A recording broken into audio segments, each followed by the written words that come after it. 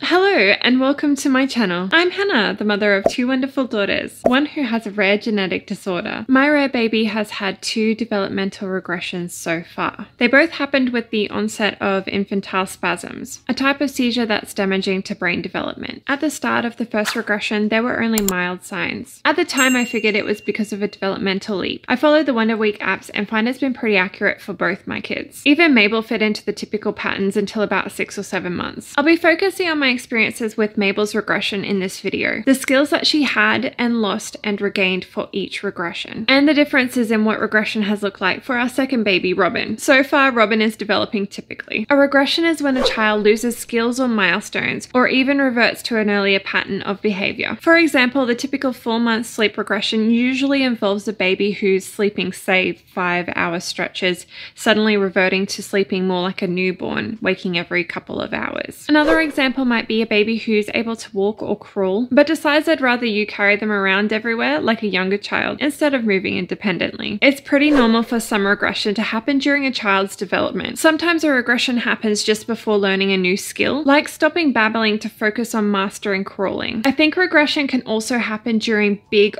overwhelming life changes, like moving house or the birth of a new sibling, but these aren't things that I've experienced typically yet. For my second bub, Robin, her regressions are usually due to a shift in which skills she's focusing on, and whenever she enters into a developmental leap. Whenever she goes through a leap, she typically goes from being a pretty independent little lady to wanting to be held and close to me and breastfeeding more. She tends to sleep a bit more during the day and is a little bit more disrupted during the night. She also tends to regress in babbling to focus on more physical skills. She'll just start being quieter and more reserved for a few days or a week, till we start wondering why she's not talking anymore, and then she starts crawling out of nowhere and she's back to chatting away like nothing ever happened. She doesn't really lose the skills so much as she chooses not to use them for a while, and even when she does regress in her babbling, she's still communicating, just in a more baby-like kind of way, babbling with vowels, crying, and making loud noises to get attention. Mabel's first regression was at about 10 months. I thought she was a little off for about a week prior to her spasms starting. It wasn't very noticeable. The biggest sign was that all the progress that she'd made reaching out and playing with toys took a step back. She started to keep her hands up and away from things more, almost as if she didn't want to accidentally touch something. I had to start encouraging her to reach and play with things more again. Her protective reflexes also seemed to disappear. I assumed because she wanted to keep her hands up and away from things. Looking through old photos, I noticed that she was starting to put her hands back behind her head and playing with her hair a lot at this stage. She'd also started shaking her head, though I was able to make it into a game with her that she socially engaged in, so it really wasn't a disruptive and compulsive type of behavior at that time. She was also a little bit more subdued, a little quieter and more reserved. She was still mostly herself, still excitable and happy in general, but there were these times that she seemed off. Since she'd get a bit more reserved during a leap, I didn't really think much of it. And before we were at hospital in emergency being asked about regression, I also didn't think very much about her not touching things. I figured her lack of reaching was related to a leap as well. She also started sleeping in the mornings. And I can see, looking back at the Huckleberry app, an app where you can log sleep and eating and all of those kinds of things, that she had started waking again during the night for a feed. Mabel had her first regression at the end of August in 2020, just before she was about to turn 10 months old. Before this regression and her first epileptic treatment started,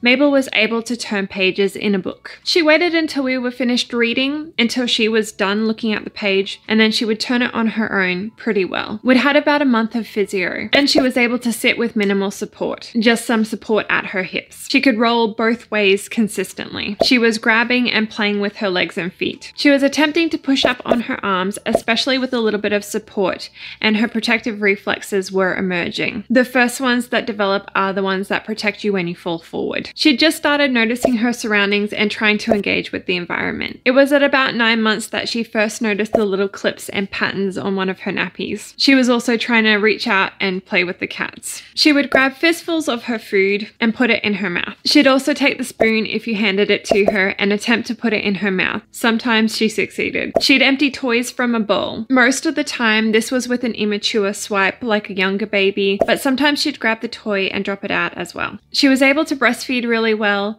move food around her mouth with her tongue, and handle chunky textures. gestures. She turned to her name every time and looked wherever we were looking. Sometimes she'd look if we pointed as well, but most of the time she responded better to us looking at the thing. She would smile, laugh, click her tongue, squeal when she was excited, mimic tone and pitch, and communicate with basic babbling sounds using mostly vowels. She would copy things like clicking your tongue and shaking your head a little bit as well. She would smile when smiled at, loved peekaboo, loved looking at people, especially loved watching other children, and shared attention with toys. Reading a book together is a great example of shared attention and looking between the toy and the person playing with her. She also had great retained attention. She'd focus on a toy, book, or a person attentively. Before Mabel's treatments for infantile spasms started, she'd already stopped reaching out as much and lost her protective reflexes. These weren't fully developed at this stage, so it wasn't as noticeable to us. After her treatment started, which was prednisolone and vigabatrin, she slowly lost more skills. She lost awareness of her surroundings, slowly lost her eye contact and retained attention. She got a rare side effect from this combination of medications, a movement disorder that appeared pretty much overnight. When this happened, she essentially became cortically blind, which is when the brain doesn't process what your eyes are seeing, even though your eyes can function. She didn't show attention to sounds. She lost her ability to roll, pivot. She couldn't hold herself in any way and became floppier than she'd ever been. So a complete regression of all of her motor skills. She also stopped being able to breastfeed, which is a loss of the coordination of sucking and swallowing. And she very quickly lost the ability to swallow altogether. She had a floppy airway. All of these symptoms are generally what they call dysphagia. She stopped communicating,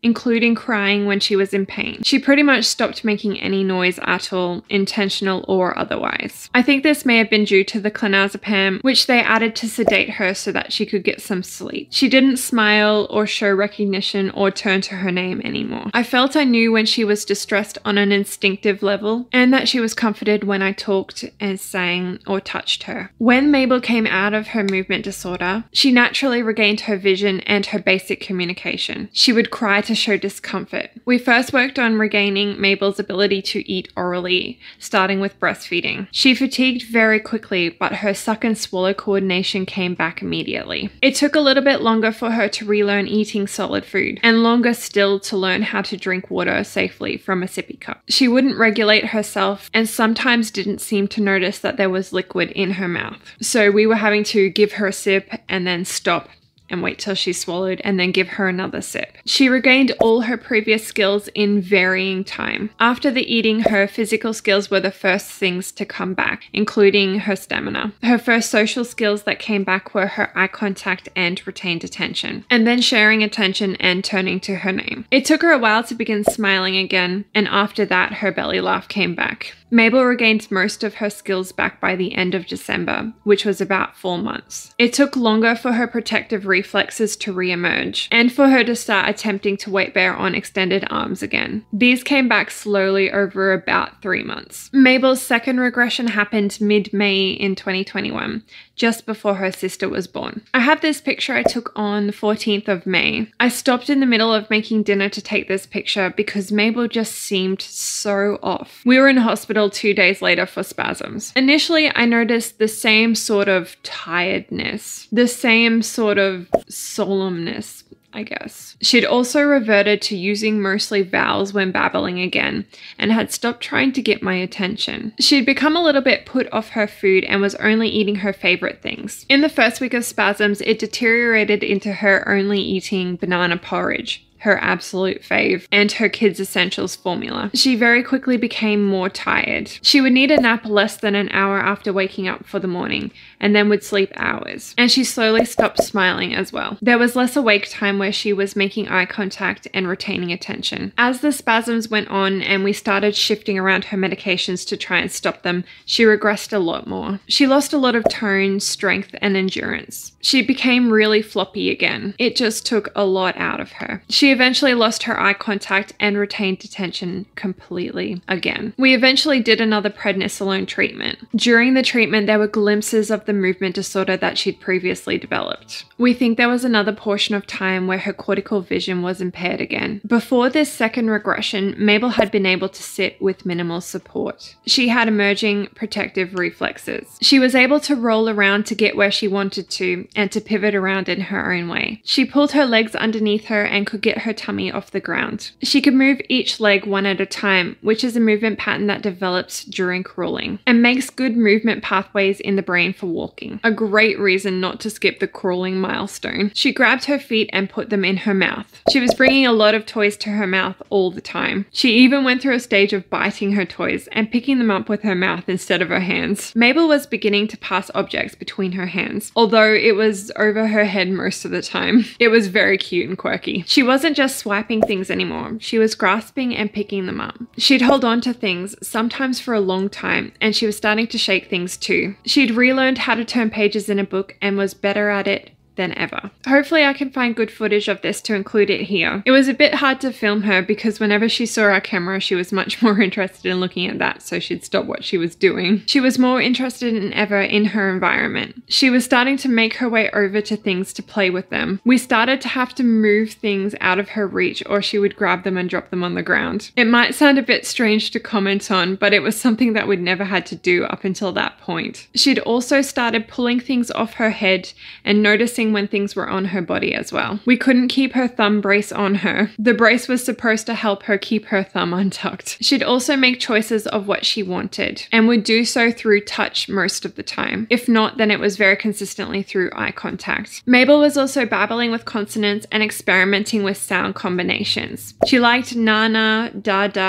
th and f sounds. Nang was one of her favorite combinations. It's one of her sister's favorite combos too. She started having separation anxiety and was upset when I left the room. She wanted me to be nearby her more and would come over and be in contact with me when I was on the ground with her. She was able to eat finger foods very easily. She loved eating whatever we were eating. Cucumber, chicken, broccoli, prawn. She loved all of the experiences. We did have to hold the food for her though. Sometimes she'd touch or grab it and attempt to feed it to herself, but she was still letting go of things prematurely. She'd also learned how to drink from a straw and could sip from a spoon or a cup. We had her in swimming classes too. She was able to anticipate the water and to brace herself to go under. I think these classes really helped develop her protective reflexes. It'd be easier for me to just say that Mabel lost all of the skills I just mentioned, but that's not exactly true. She did retain a few of her skills. She was still able to drink from a straw and handle mushy food textures. She also was still able to roll consistently. Along with all of her skills, Mabel also lost the ability to express her emotions. She stopped being expressively sad, angry, or happy, or even in pain. We think this was due to some medications. There were glimpses of these emotions, and again, I could tell instinctively how she was feeling in a hard to explain kind of way. It's not like she didn't feel things, it was more like she couldn't be bothered to tell us about it. Or maybe like there was this thick sludge between her emotions and her body that she just couldn't fight through. During this regression, she also developed coping mechanisms. Looking back, these coping strategies were always there, they were just much less invasive. She began shaking her head whenever she was agitated or uncomfortable and upset. It increases depending on how uncomfortable she is. And she plays with her hair a lot, especially when she's unsure of what to do with her hands. It's like a safe place for her hands. Mabel is always changing. We've just stopped a medication this past month and seen massive improvements. There was definitely some emotional blunting getting in the way of her enjoying life. At this point in time, Mabel can roll and pivot around, can tuck her legs underneath her and lift her tummy off the floor, and she's attempting to push up on her arms. She's trying to work out commando crawling to follow her sister,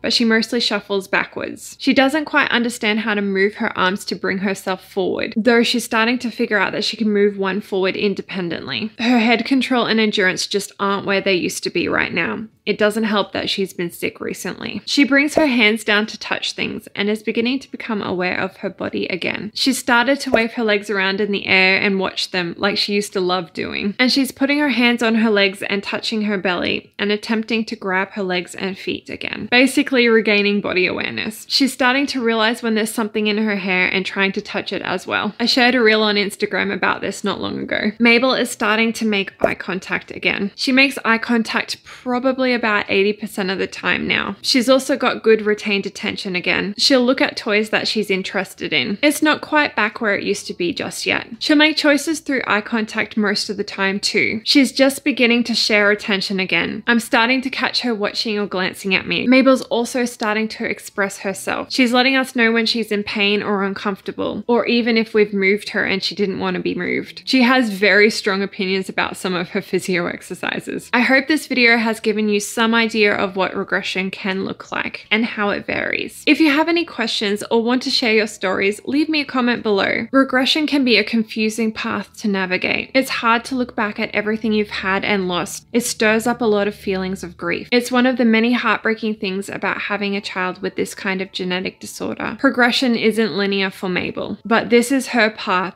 and she's blazing through it. I think it's really important to live in the moment, to spend some time here and now, without the past or future lingering, because here and now are where our little people actually are, and they need us here with them too. I'll be making more videos sharing my experiences, some of the things that I've learned, and what my life kind of looks like raising a child with a rare genetic disorder. If you're interested in joining the journey, hit subscribe and the notification bell below.